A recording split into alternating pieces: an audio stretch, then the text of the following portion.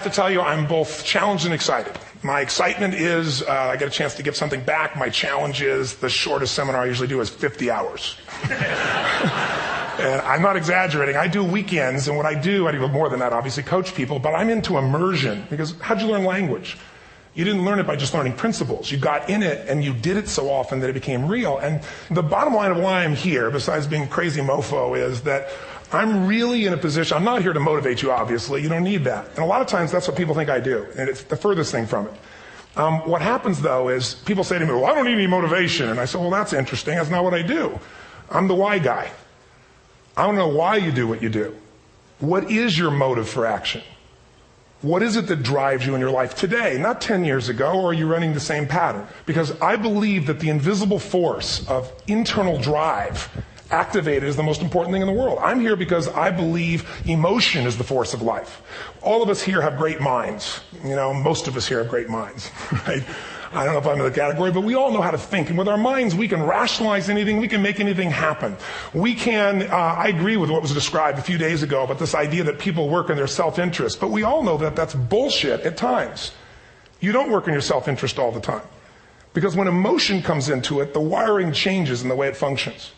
And so it's wonderful for us to think intellectually about how the life of the world is, and especially those who are very smart. We can play this game in our head, but I really want to know what's driving you. And what I'd like to maybe invite you to do by the end of this talk is explore where you are today for two reasons. One, so that you can contribute more.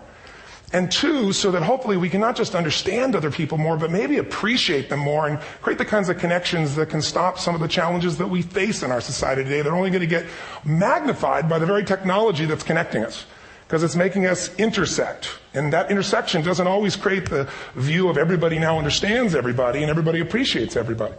So I've had an obsession basically for 30 years. And that obsession has been what makes the difference in the quality of people's lives? What makes a difference in their performance? Because that's what I got hired to do. I got to produce the result now. That's what I've done for 30 years. I get the phone call when the athlete is burning down on national television and they were ahead by 5 strokes and now they can't get back on the course. And I got to do something right now to get the result or nothing matters. I get the phone call when the child is going to commit suicide, and I got to do something right now. And in 29 years, I'm very grateful to tell you I've never lost one in 29 years. It doesn't mean I won't someday, but I haven't done it. And the reason is an understanding of these human needs that I want to talk to you about. So when I get those calls about performance, that's one thing. Like, how do you make a change? But also, I'm looking to see what is it that's shaping that person's ability to contribute, to do something beyond themselves. So maybe the real question is, I look at life and say there's 2 master lessons. One is there's the science of achievement, which almost everyone in this room has mastered to an amazing extent. That's how do you take the invisible and make it visible, right? How do you take what you dream about and make it happen? Whether it be your business, your contribution to society, money, whatever it is for you, your body, your family. But the other lesson of life that is rarely mastered is the art of fulfillment. Because science is easy, right? We know the rules. You write the code, you follow those, and you get the result. Once you know the game, you just, you up the ante, don't you? But when it comes to fulfillment, that's an art. And the reason is it's about appreciation and it's about contribution. You can only feel so much by yourself. So I've had an interesting laboratory to try to answer the question of the real question, which is what's the difference in somebody's life if you look at somebody like those people that you've given everything to, like all the resources they say they need. You gave them not a $100 computer, you gave them the best computer. You gave them love, you gave them joy, you were there to comfort them. And those people very often, and you know some of them I'm sure, end up the rest of their life with all this love, education, money, and background, spending their life going in and out of rehab. And then you meet people that have been through ultimate pain, psychologically, sexually, spiritually, emotionally abused, and not always, but often they become some of the people that contribute the most to society. So the question we've got to ask ourselves really is, what is it?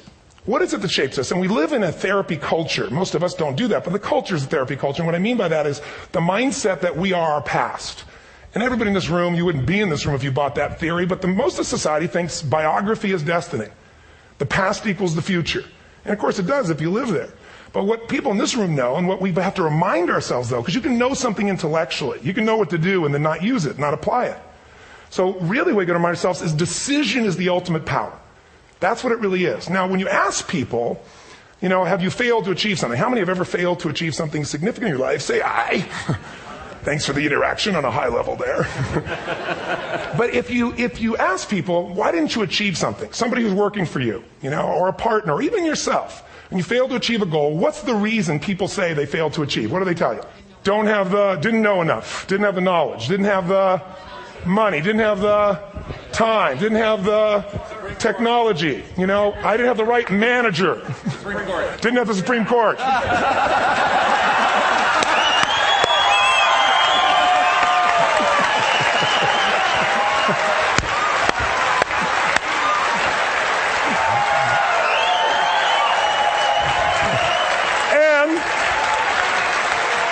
And what do all those, including the Supreme Court, have in common? They are a claim to you missing resources. And they may be accurate. You may not have the money. You may not have the Supreme Court. But that is not the defining factor.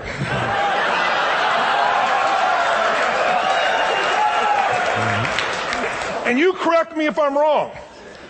The defining factor is never resources, it's resourcefulness. And what I mean specifically, rather than just some phrase, is if you have emotion, human emotion, something that I experienced from you day before yesterday at a level that is as profound as I've ever experienced, and if you'd communicated with that emotion, I believe you would have beat his ass and won.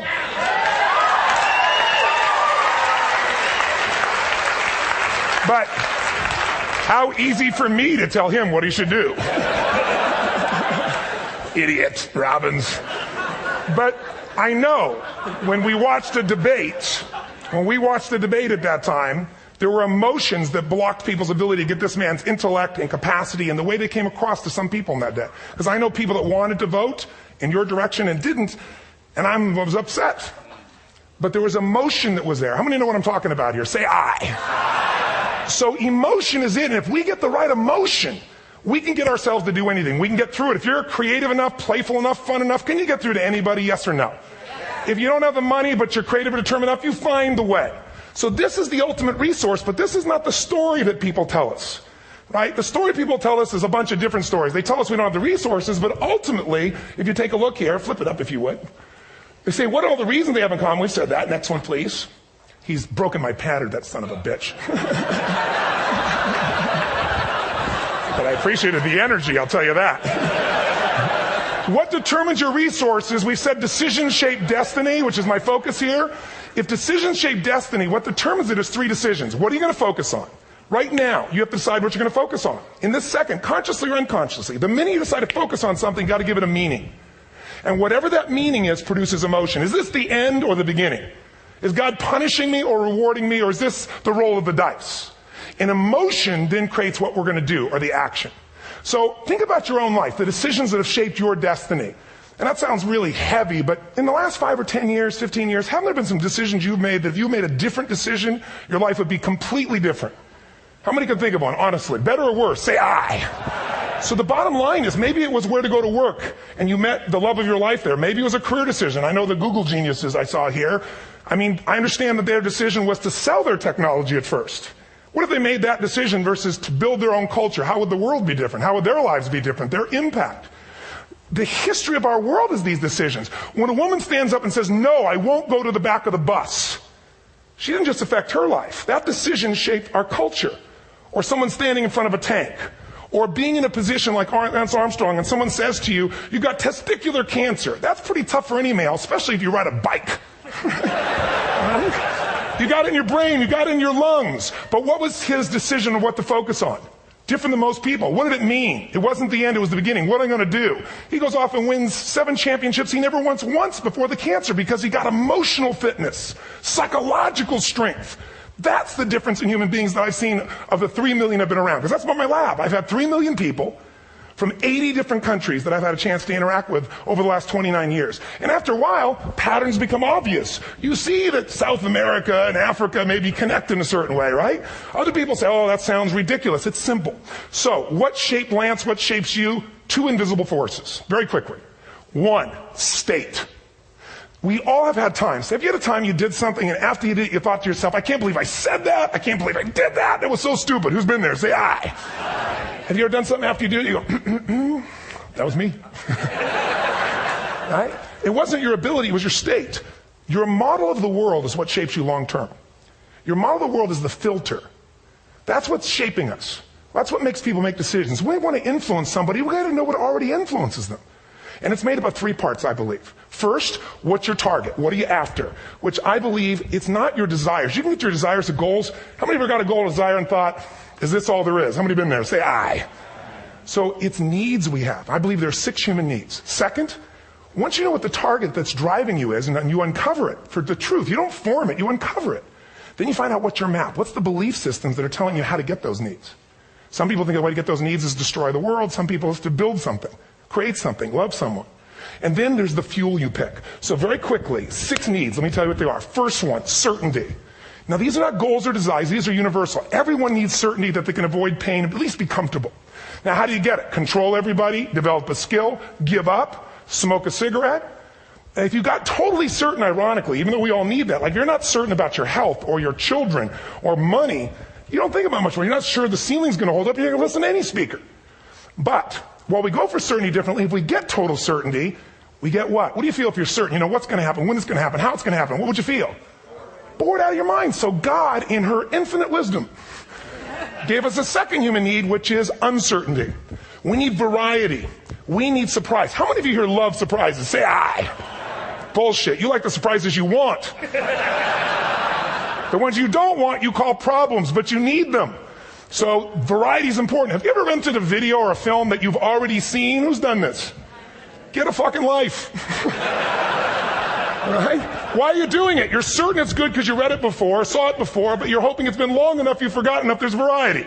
Third human need, critical, significance. We all need to feel important, special, unique. You can get it by making more money. You can do it by being more spiritual. You can do it by getting yourself in a situation where you put more tattoos and earrings in places humans don't want to know.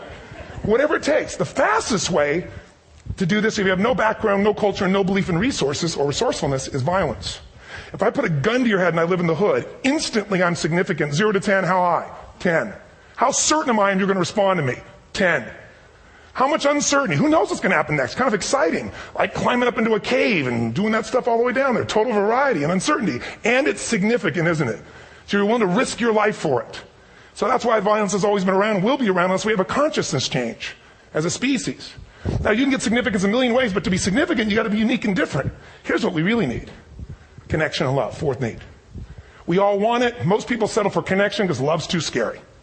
Don't want to get hurt. Who here has ever been hurt in an intimate relationship? Say aye. If you don't raise your hand, you'll have had other shit too. Come on. And you're going to get hurt again. Aren't you glad you came to this positive visit?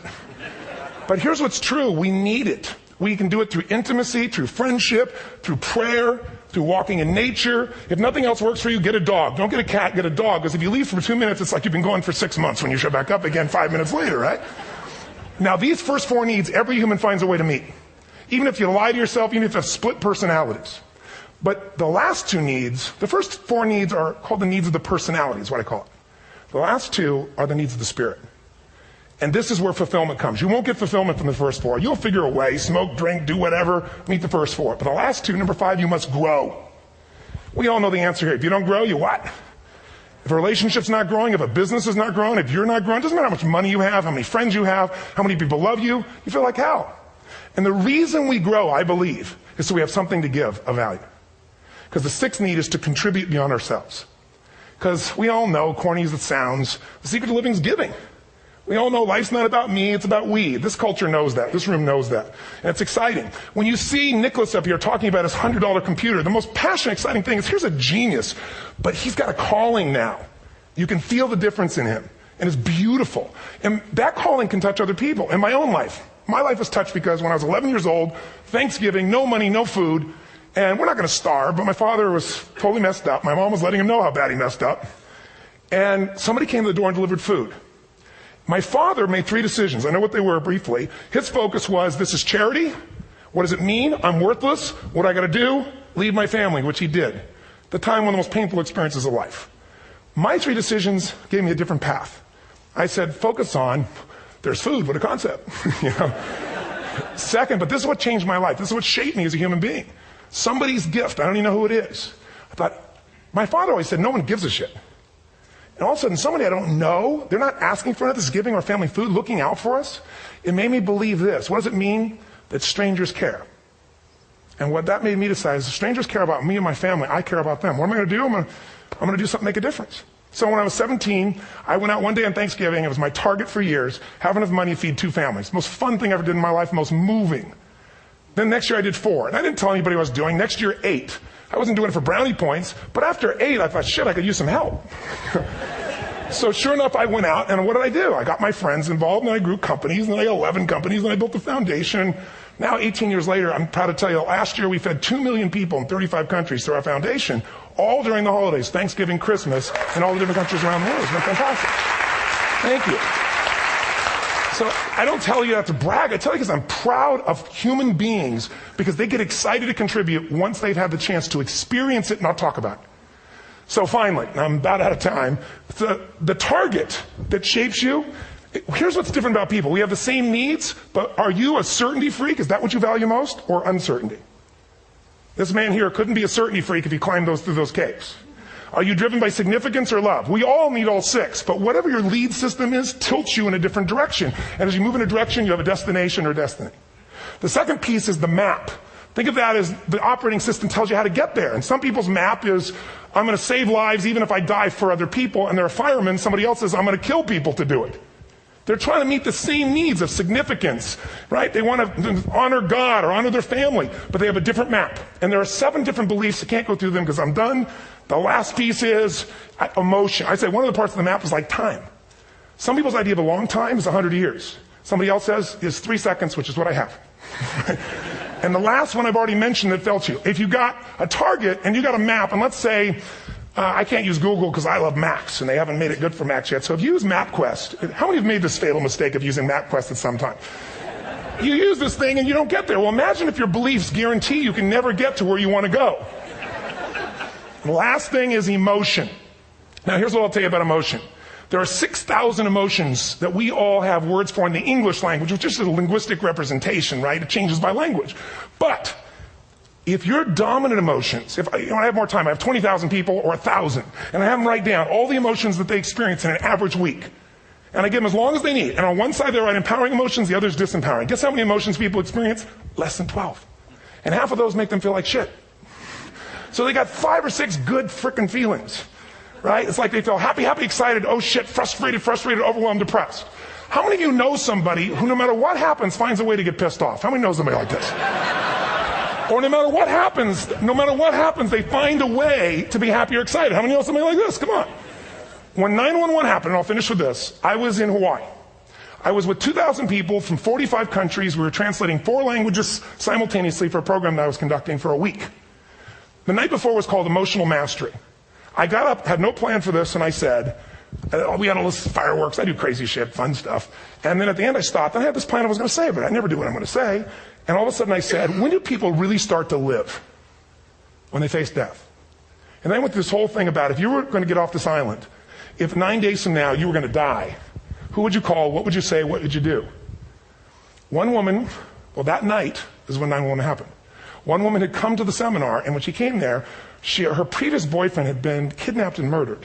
Her friend, or her new boyfriend, wanted to marry her, and she said no. He said, if you leave and go to that Hawaii thing, it's over with us. She said it's over. When I finished that night, she called him and left a message, true story, at the top of the World Trade Center where he worked, saying, honey, I love you. I just want you to know, I want to marry you. It was stupid of me. She was asleep, because it was 3 a.m. for us, when he called her back from the top and said, honey, I can't tell you what this means. He said, I don't know how to tell you this, but you give me the greatest gift because I'm going to die. And she played the recording for us in the room. She was on Larry King later. And he said, you're probably wondering how on earth this could happen to you twice. And he said, all I can say to you is, this must be God's message to you, honey. From now on, every day, give your all, love your all. Don't let anything ever stop you. She finishes, and a man stands up and he says, I'm from Pakistan. I'm a Muslim. I'd love to hold your hand and say I'm sorry, but frankly, this is retribution. I can't tell you the rest because I'm out of time.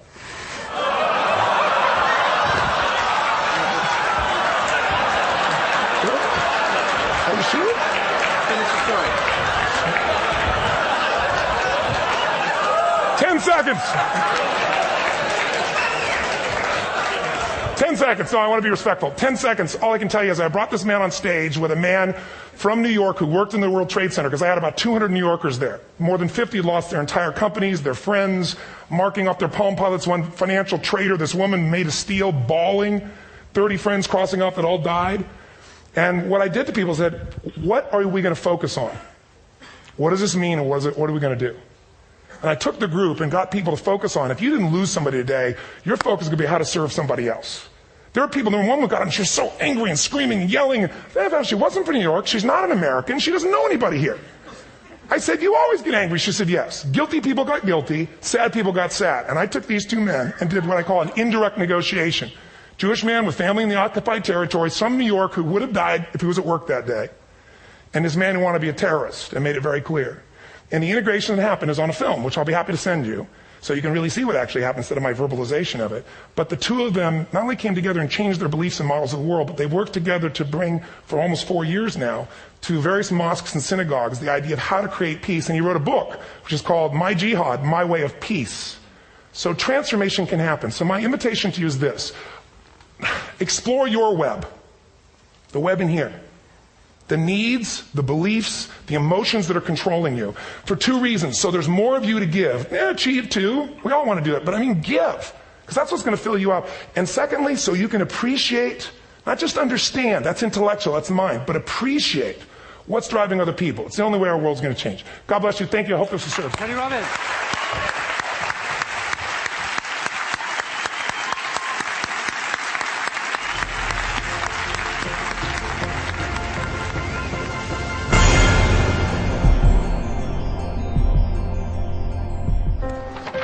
What if great ideas weren't cherished?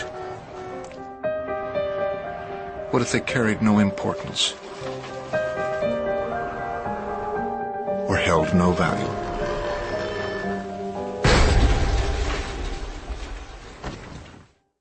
There is a place where artistic vision is protected, where inspired design ideas live on to become ultimate driving machines.